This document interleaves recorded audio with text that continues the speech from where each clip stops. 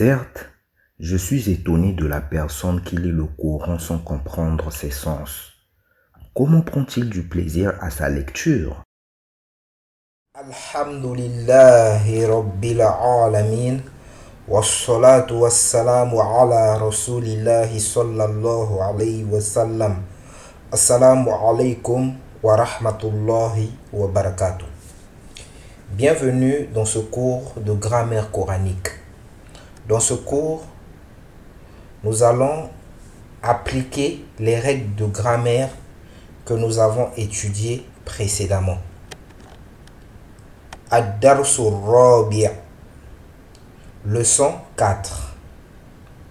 Al-Baytu. Nous remarquons dans ce mot Al-Baytu, nous remarquons, il est mis ici en rouge la dernière lettre et la dernière voyelle. L'objectif ici, c'est de bien remarquer la dernière voyelle. Al-Baytu. Fil Bayti. Et nous voyons ici le harf jar fi. Nous avions déjà étudié le sens de fi. C'est un harf jar qui signifie dans, dedans ou bien à l'intérieur de. Al-Baytu, la maison, qui se termine avec une dhamma parce qu'il y a un alif lam. Le alif lam et le tanwin ne peuvent pas être dans un même mot. Donc Al-Baytu se termine avec une dhamma. Et fi, dans, fil bayti. Bayt, ici se termine avec une kasra. Une kasra pourquoi? À cause de la particule fi. À cause de cette particule du génitif fi qui influence le mot bayt.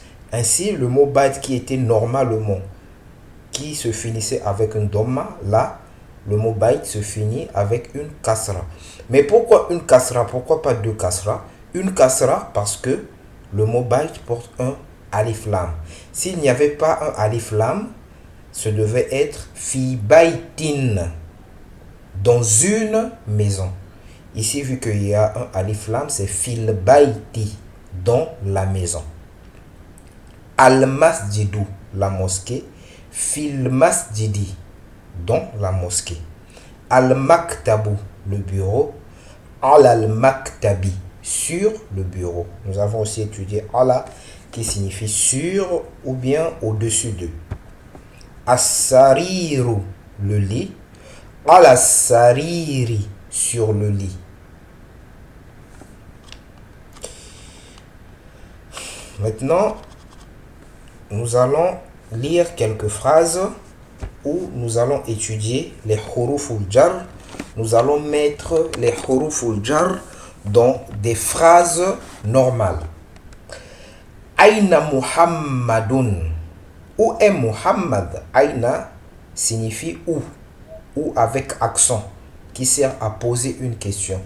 Et nous avons dit que le mot est ne s'écrit pas, mais il est compris. Aina, où? Muhammadun, Muhammad. Aina Muhammadun, où est Muhammad? Huwa fil ghurfati. Il est dans la chambre. Huwa, nous avons étudié ad-damir, le pronom qui signifie il. Huwa, il est fil ghurfati, dans al-ghurfati, la chambre. Nous voyons ici ghurfa qui se termine avec une kasra à cause de la particule fi. Wa aina yasirun, et où est yasir? Nous avons étudié wa, la particule wa, qui s'écrit collé au mot qui le suit. Wa aina yasirun, et où est yasir? Huwa fil hammami. Il est dans la salle de bain. Nous voyons ici al-hammam se termine avec une kasra à cause de la particule fi. Wa aina aminatu. Wa aina aminatu. Et où est Amina? Nous remarquons ici que Amina se termine avec une dhamma et non avec une double dhamma comme nous avons vu ici. Ici nous voyons Muhammadun, Muhammadun, se termine avec une dhamma. Muhammad, c'est un nom propre. Masculin, c'est le nom d'un homme. Alors qu'ici, Amina se termine avec une seule dhamma. Pourquoi? Parce que Amina, c'est un nom propre féminin.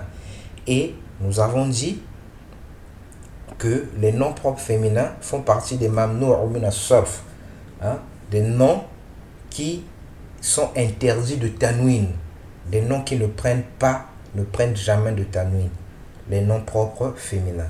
Wa aina aminatu hiya fil matbahi. Nous avons étudié hiya qui signifie elle.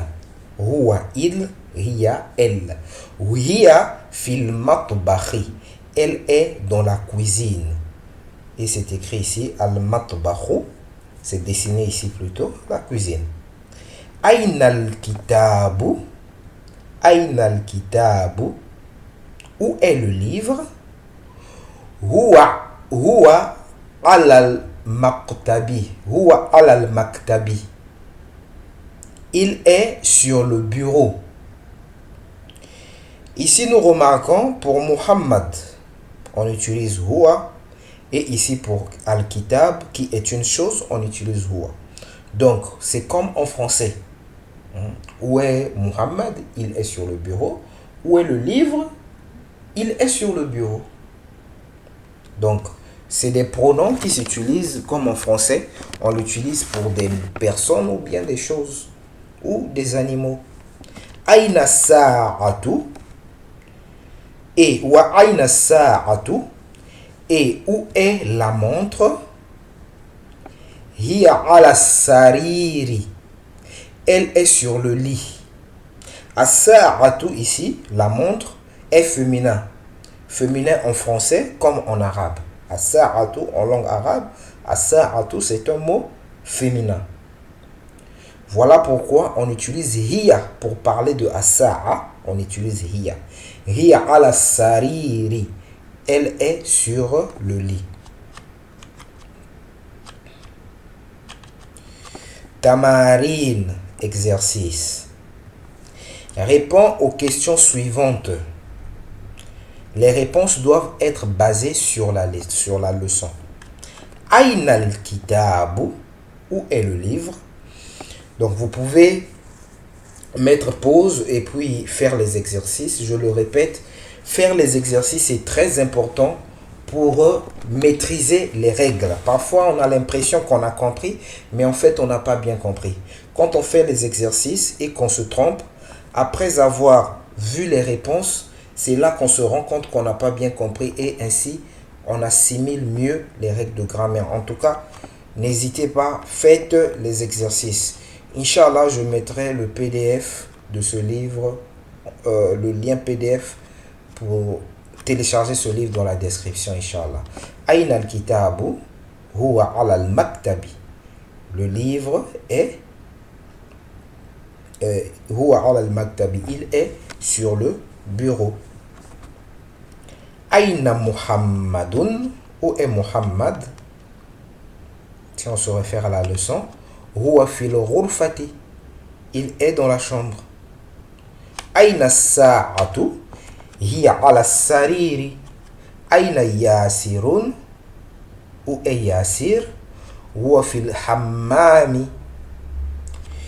Aina Aminatu. Hiya fil matbakhi. Et ici, une question. A Aminatu fil matbakhi. Nous avons appris ici à étudier ça. Le hamzatul istifham qui s'écrit collé au mot qui le suit, qui sert à changer une affirmation en interrogation. A Aminatu fil matbakhi.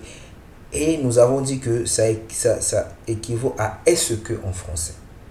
A Aminatu fil matbakhi. Est-ce que Amina est dans la chambre? Et la réponse sera quoi? C'est soit Na'am ou La.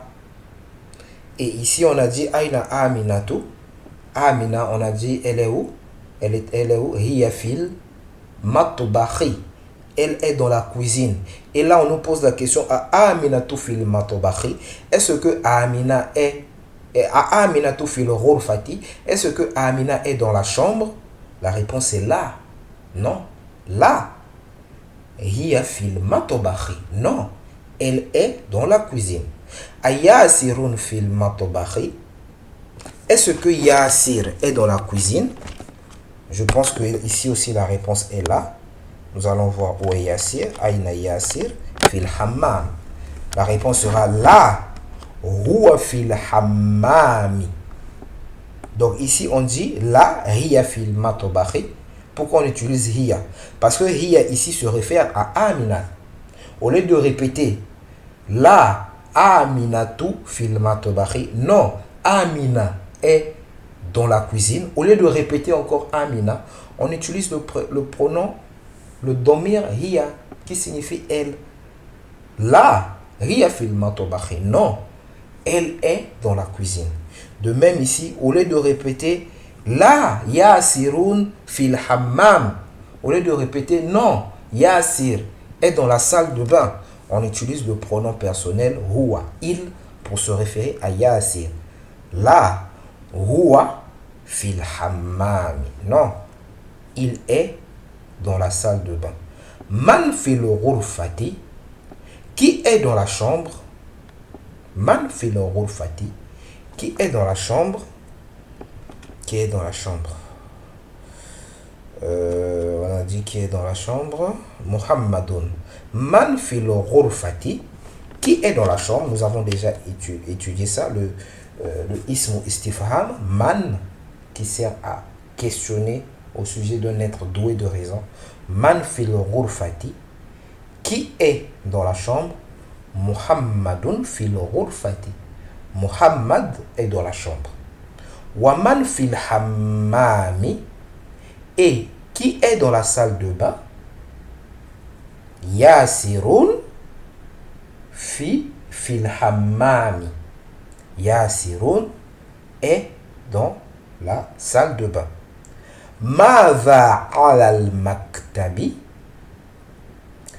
qu'est-ce qu'il y a sur le bureau? Nous avons étudié Madha, qui est constitué du ma, qui est un ismu istifham, qui est un nom qui sert à questionner au sujet des êtres non doués de raison, à la différence de man, qui est utilisé pour questionner au sujet d'un être doué de raison, et le va, qui est un ismul ishara. Ismul ishara, un nom démonstratif, hein, qui en fait équivaut à hadha, qui équivaut à hadha. Maintenant, madha, c'est un mot qui sert à questionner au sujet des êtres non doués de raison. Par exemple, ici, on questionne au sujet d'une chose qui est sur le bureau. Madha ala al-maktabi. Donc, le fait que la question est posée avec le mot madha, nous savons déjà que la réponse ne peut pas être une personne. Forcément, la réponse est une chose ou un animal. C'est une chose non douée de raison. Madha ala al-maktabi. Si on utilisait man ala al-maktabi, là on aurait su qu'il s'agit d'un homme. La réponse aurait pu être Muhammad ala al-maktabi. Muhammad est sur le bureau. Mais la question ici avec madha, qu'est-ce qu'il y a sur le bureau? Al-kitabu ala al-maktabi. Le livre est sur le bureau. Madha ala sariri. Qu'est-ce qu'il y a sur le lit? As-sa'atu ala sariri. La montre est sur le lit. Lit est écrit avec la terminaison correcte. Comme d'habitude, n'hésitez pas à lire et écrire. C'est très important. Ces exercices ne sont pas mis là par hasard. C'est parce qu'ils ont un objectif pédagogique très très important. Al-madrasatu. Al-madrasatu. Pourquoi al-madrasatu? Parce qu'il y a le alif lam, donc il peut avoir qu'une seule dhamma. On ne peut pas avoir deux dhamma. Fil madrasati. Fil madrasati. Pourquoi i à la fin? À cause du harful jar qui est là. Fil bayti. Pourquoi la kasra à la fin à cause du harf al-jar qui est là. Al-baytu, al-ghurfatu, al-hammamu, fil matbakhi, al-maktabu, al-maktabi. Pourquoi bi à la fin? À cause du harf al-jar qui l'influence. Ainsi, il se termine avec un i à la fin, une kasra. Mais quand il n'est influencé par aucun mot, il prend sa terminaison normale, al-maktabu. Et nous avons dit que la terminaison normale d'un mot, c'est une dhamma ou bien une double dhamma. C'est aucun nominatif, marfu'un. La forme normale d'un nom, c'est être aucun nominatif, marfu'un, se terminer avec une dhamma ou bien une double dhamma. Al-maktabu, là il a sa terminaison normale. Et ici, al-maktabi, il se décline. La terminaison se décline en une kasra parce que là, il est influencé par le harf al-jar. Al-kursiyi, sur la chaise. As-sariru, le lit. Al-kitabi, sur le livre. Fil masjidi, dans la mosquée. Ikra waktub. At-talibu fil jami'ati. L'étudiant est dans l'université. At-talibu, l'étudiant, est dans al-jami'ati, dans l'université. Ar-rajulu fil masjidi. L'homme, ar-rajulu, l'homme,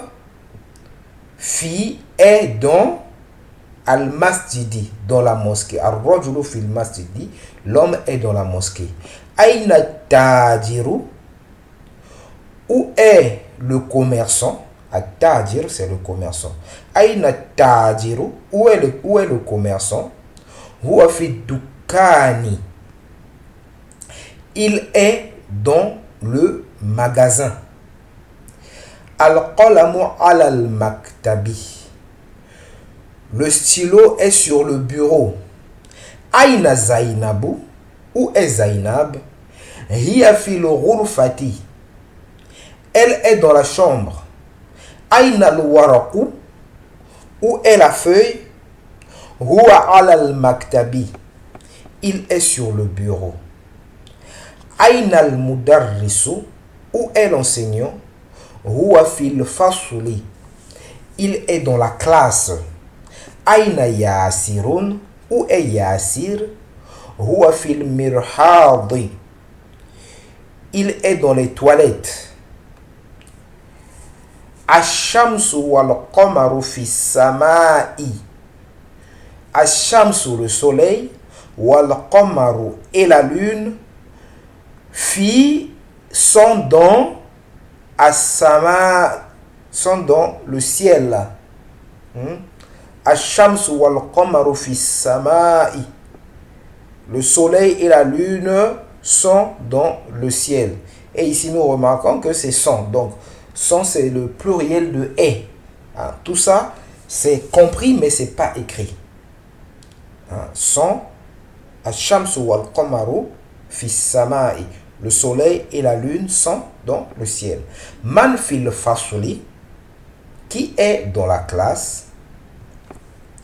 Donc ici, nous allons revoir la règle des noms féminins. Mamnu'un min as-sarf, interdit de tanwin. Nous avons dit que les noms féminins ne portent pas le tanwin. Et c'est ce qui est expliqué ici. Muhammadun, qui se termine avec une double dhamma, c'est bien mis en évidence en couleur rouge. Pourquoi ça se termine avec une double dhamma? Parce que c'est un nom propre masculin. C'est un nom propre masculin. Alors que ici, Aminatu se termine avec une seule dhamma. Pourquoi? Parce que c'est un nom propre féminin. Et c'est ce que nous voyons ici. Khalidun Zainabu. Hamidun Fatimatu. Yasirun, un nom masculin. Mariamu, un nom féminin. Ammarun Aishatu. Sa'idun Khadijatu. Aliyun Sofiyatu. Abbasun Ruqayyatu. Donc, retenez ceci, que les noms propres féminins ne prennent pas de tanwin et font partie de ce qu'on appelle mamnu'un min as-sarf, interdit de tanwin. Lis et écris avec la terminaison correcte. Souviens-toi que les noms propres masculins se terminent en un, c'est-à-dire prennent un tanwin, et les noms propres féminins se terminent en ou, c'est-à-dire ne prennent pas de tanwin. Hamidun, nom propre masculin. Zainabu, nom propre féminin. Aminatu, nom propre féminin. Ammarun, nom propre masculin. Sa'idun, nom propre masculin. Fatimatu, nom propre féminin. Mariamu, nom propre féminin. Aliyun, nom propre masculin. Khalidun, nom propre masculin. Abbasun, nom propre masculin. Aishatu, nom propre féminin. Muhammadun, nom propre masculin. Sofiyatu, nom propre féminin.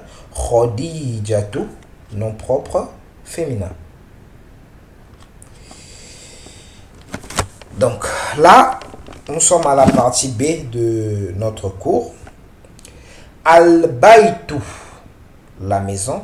Min al-Bayti, de la maison. Nous avons appris la particule harful jar, min. Et nous avons dit que min, normalement, se termine avec une kasra. C'est min, normalement. Mais quand le mot qui vient porte un alif lam, on évite qu'il y ait deux soukoun. Qu'est-ce que j'ai dit? Je me reprends. Le mot min, la particule min, se termine toujours avec une soukoun, pas une kasra, une soukoun. Donc, quand le mot qui vient après min porte un alif lam, pour éviter la rencontre de deux soukouns, parce que ce lam là aussi porte une soukoun, pour éviter la rencontre de deux soukouns, min devient mina. On met une fatha sur le nun. Donc, al-baytu, la maison, min al-bayti. Et nous avons dit que min signifie deux, ou bien en provenance de. Al-masjidu, la mosquée. Il al-masjidi, vers la mosquée, ou bien à la mosquée. Bon, disons vers la mosquée, ou bien à la mosquée. Donc, il a, nous avons étudié, nous avons dit que ça indique la destination, le point d'arrivée. Donc, tout cela sont des huruful jar. Donc, ça influence, ça rend génitif. Ça rend majrour le mot qui les suit. Min al-bayti, de la maison. Ici, ça se termine avec i, à cause de ce harful jar min. Et masjidi se termine avec une kasra, à cause du harful jar ila. Al-mudarrisi. Et qu'est-ce que je dis, subhanallah? Al-mudarrisu. Donc, ça, c'est une conversation. Al-mudarrisu, l'enseignant. L'enseignant dit: Min aina ant, d'où viens-tu? Nous avons dit min signifie de. Ça indique la provenance. Aina qui signifie où. Anta signifie tu. Min aina ant, d'où viens-tu? D'où viens-tu? Bon, on peut se poser la question, il y a le min ici, mais pourquoi aina se termine avec une fatha? Normalement, le mot qui vient après min, vu que min est un harful jar, le mot qui vient après min doit avoir une kasra. Mais comment ça se fait que ça se termine avec une fatha? Nous l'avons étudié, nous avons dit qu'il y a des mots qui ne changent jamais de terminaison. Leur terminaison reste intacte. Et parmi ces mots, il y a le mot aina. Le mot aina ne change jamais de terminaison. Mais malgré qu'il ne change pas de terminaison, vu qu'il vient après la particule min, c'est un mot majrour. Et on dit majrourul mahal. Il est en position de il est majrour par rapport à sa position. Il n'est pas majrour tout court.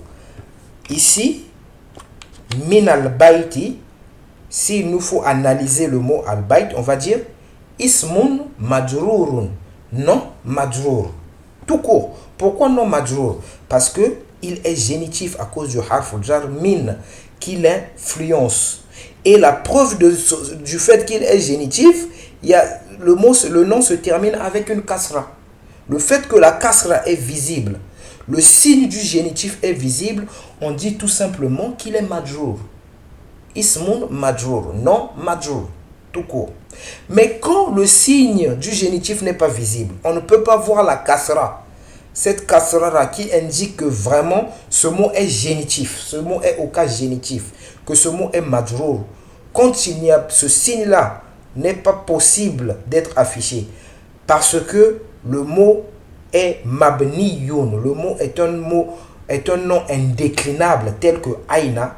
On ne peut pas, dans ce cas, on ne peut pas dire de aïna qu'il est majrour. Non. On va dire, par exemple, fi mahal jar. Il est dans une position de majrour, c'est-à-dire il est majrour par rapport à sa position. Vu qu'il vient après min, il est majrour, oui, mais juste par rapport à sa position, parce qu'il n'y a pas la kasra là qui indique qu'il est majrour. Donc, si vous entendez majrour ou mahal quelque part, ou fi mahal jar, sachez de quoi, comme ça vous saurez de quoi il s'agit. Et min aina ans, d'où viens-tu? La réponse de Muhammad.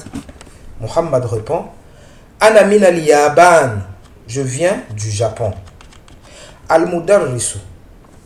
Wa min aina Ammarun, et d'où vient Ammar?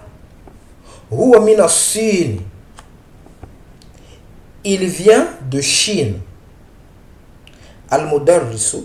Wa min aina Hamidun, et d'où vient Hamid? Huwa min al-Hindi, il vient de l'Inde. Al-Mudarrisu. Aina Abbasun? Muhammadun kharaja, il est sorti. Nous avons étudié nos deux premiers verbes, kharaja et dhahaba. Kharaja signifie il est parti. Aina dhahaba, où est-il parti? Kharaja signifie il est sorti. Muhammadun kharaja. Aina Abbasun, ou Abbas? Muhammadun répond kharaja, il est sorti. Et Al-Mudarrisu dit Aina dhahaba, où est-il parti? Dhahaba signifie il est parti. Aina dhahaba, où est-il parti? Dhahaba ila al-mudiri, il est parti chez le directeur. Ou bien, bon, chez le directeur, vers le directeur, mais dans le sens ici, c'est chez le directeur. Nous avons dit ila indique la destination, l'endroit où l'on va, l'endroit où on est arrivé, ça indique la destination. Dhahaba ila al-mudiri, il est parti chez le directeur. Wa aina dhahaba aliyun, et où est parti Ali? C'est ce que nous avons étudié. Bon, ça, je vais vous le dire comme ça, mais on ira en profondeur par rapport au sujet que je m'apprête à vous résumer, à vous expliquer légèrement. Donc, nous avons parlé déjà de ça précédemment. Dhahaba, on a dit, c'est il est parti. Par exemple, ici, Dhahaba il al-mudiri. Dhahaba, il est parti, il al-mudiri, chez le directeur. Donc, ici, le simple mot Dhahaba signifie il est parti. Donc, il est parti, dans la phrase il est parti, on a le sujet qui est il, celui qui fait l'action. On a le sujet il et le verbe partir. Il est parti. Ici, le sujet c'est il. Dhahaba, le sujet c'est il. Mais quand on veut mettre un nom pour sujet, par exemple ici, dans ce cas ici, Dhahaba aliyun, Ali est parti, qui signifie Ali est parti. Le il saute, le il n'est plus sujet, vu que on a ajouté son sujet, on a précisé le sujet ici. Aliyun, donc Dhahaba aliyun, Ali est parti. Donc Al-Mudarrisu dit, ouais, mais nous allons parler en profondeur des verbes plus tard et vous allez facilement comprendre ce dont je parle. Si vous n'avez pas bien compris. Wa aina zahaba aliyun. Et où est parti Ali? Zahaba ila al-mirhadi. Il est parti aux toilettes. Tamarin, exercice. Réponds aux questions suivantes. Les réponses doivent être basées sur la leçon. Subhanallah, souvent je ne retiens pas les choses qui sont dans la leçon. Donc, il me faudra revenir sur la leçon pour répondre. Donc, on va faire avec. Min aina ant, d'où viens-tu? Ça doit être basé à la leçon. Min aina anta. Min aina anta. Ana min al-Yaban. Subhanallah. A anta min al-Philippines. A anta min al-Philippines. Est-ce que tu viens de Philippines? Est-ce que tu viens de la Philippine? Là, Ana mina, ici on la voit ici. Ana mina al-Yaban. Non, je viens du Japon. Man mina Sin. Man mina Sin. Vous voyez ici, si on enlevait les accents, beaucoup seraient trompés parce que c'est comme si il y a deux mêmes lettres qui se suivent, mais c'est pas les mêmes lettres. Il y a le man ici qui sert à interroger, nous avons déjà vu. Man hadha, nous avons vu ça dans le premier cours. Man hadha. Et il y a min qui est un harf jar qui influence le mot sin qui se termine avec une kasra. Man qui minasin qui vient de Chine. Man minasin. Je pense que c'est Ammar. Ammarun minasin. Ammar vient de Chine. Bon, je pense que vous pourrez faire le reste, hein? Parce que remonter, bon, on va le faire. Min aina Hamidun. D'où vient Hamid? Hamidun, c'est d'où? Hamidun min al-Hindi. Hamidun min al-Hindi. Min al-Hindi. Aina dhahaba Abbasun. Où est parti Abbas? Dhahaba Abbasun ila al-Mudir. Ou bien simplement dhahaba ila al-Mudir. Il est parti chez le directeur. Adhahaba aliyun ila al-Mudir. Est-ce que adhahaba, nous voyons ici le hamzatu al-istifham qui sert à poser la question. Adhahaba aliyun ila al-Mudir. Est-ce que Ali est parti chez le directeur? Naam, oui. Naam, dhahaba aliyun ila al-Mudir. Oui. Ali est parti chez le directeur.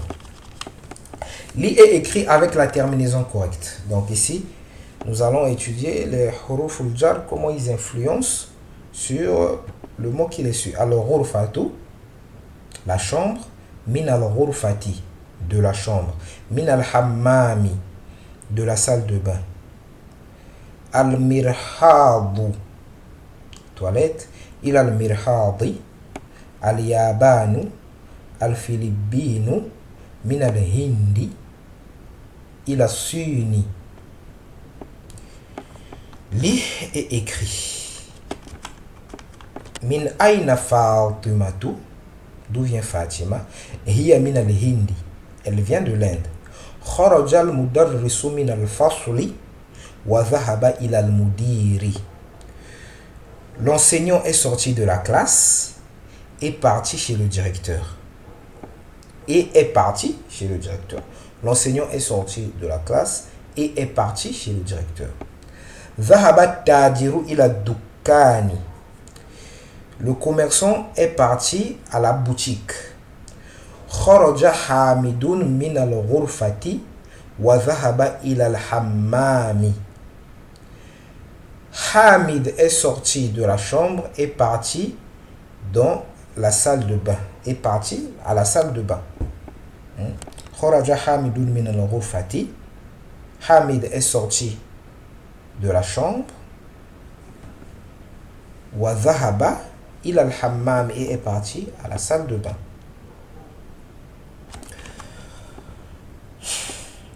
Man kharaja fil fasli, qui est sorti de la classe. Kharaja talibu min al-madrasati wa dhahaba ila as-suqi. L'étudiant est sorti de l'école. Wa dhahaba ila as-suqi, et il est parti au marché. Donc nous voyons ici kharaja talibu. Ici le sujet c'est talibu. On a dit kharaja, non, quand il est seul ça signifie il est sorti. Il y a le sujet il qui est ajouté. Mais quand on ajoute le sujet, ici le sujet c'est at-talibu, ça devient l'étudiant est sorti. Kharaja talibu, l'étudiant est sorti. Min al-madrasati, l'étudiant est sorti de l'école. Wa dhahaba ila as-suqi, et ici on n'a pas ajouté un nom pour être le sujet. Donc ici le nom, on n'a pas ajouté un sujet, oui, on n'a pas ajouté un nom pour être sujet ici. Donc le sujet sera tout simplement il. Wa dhahaba ila as-suqi, et il est parti au marché. Kharaja talibu, l'étudiant est sorti. Min al-madrasati, de l'école. Wa dhahaba, et il est parti. Ila as-suqi, au marché. Khadijatu min as-Sini. Khadija vient de Chine. Wa Khalidun min al-Yabani, et Khalid vient du Japon. Remplis les vides avec la préposition appropriée. Al-Kitabu, et ici on dit Al-Maktab. Et on va mettre harf jar. On ne peut pas mettre ila, le livre, vers le bureau. Non, on ne peut pas mettre fi, le livre dans le bureau. Bon, ça n'a pas vraiment de sens. On ne va pas mettre min, le livre. Non, ça n'a pas de sens. Ici, on ne peut mettre que ala al-kitab ou ala al-maktabi. Le livre est sur le bureau. At-talibu fil fasli, l'étudiant est dans la classe. Dhahaba Khalidun ila al-jami'ati. Khalid est parti à l'université. Kharaja al-mudiru min al-madrasati. Le directeur est sorti de l'école. Dhahaba Muhammadun ila as-Sin. Dhahaba Muhammadun min as-Sin ila al-Yaban. Muhammad est parti de la Chine vers le Japon. Dhahaba Muhammadun min as-Sini ila al-Yaban. Muhammad est parti de la Chine. Nous avons dit min qui signifie de la Chine, ila al-Yaban, ila qui signifie vers ou bien jusqu'à, ila al-Yaban, vers le Japon. Dhahaba Muhammadun min as-Sin ila al-Yaban. Muhammad est parti de la Chine vers le Japon, ou de la Chine jusqu'au Japon. Al-Kalimatul Jadida, les nouveaux mots. Al-Madrasatu, l'école. Al-Fasl, la classe. Al-Hammam, la salle de bain. Al-Mirhadu, les toilettes. Al-Matbakhu, la cuisine. Al-Ghurfatu, la chambre. Al-Jami'atu, l'université. Al-Suqu, le marché. Al-Yaban, le Japon. Al-Sinu, la Chine. Al-Hindu, l'Inde. Al-Philippinu, la Philippine. Al-Mudiru, le directeur. Dhahaba, il est parti. Kharaja, il est sorti. Donc min hurufil jar, donc ce qui parmi les huruful jar, c'est-à-dire parmi les particules du génitif, il y a ces quatre là: fi, ala, min, ila.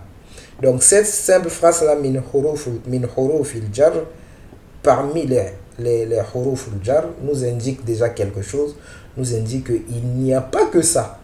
Parce qu'on dit parmi les huruf al-jar. S'il n'y avait que ça, on devait dire les huruf al-jar sont ces quatre-là. Mais on dit parmi les huruf al-jar. Donc il y a d'autres huruf al-jar que nous allons étudier, Inch'Allah. Donc ça, c'est les solutions de ces exercices que nous venons de voir. Inch'Allah, je mettrai le lien en PDF quand nous allons finir le tome 1. Une fois le tome 1 fini, je finis l'explication et puis je mettrai un lien en description pour que vous puissiez le télécharger. Qu'Allah subhanahu wa ta'ala vous bénisse, qu'Allah subhanahu wa ta'ala nous assiste.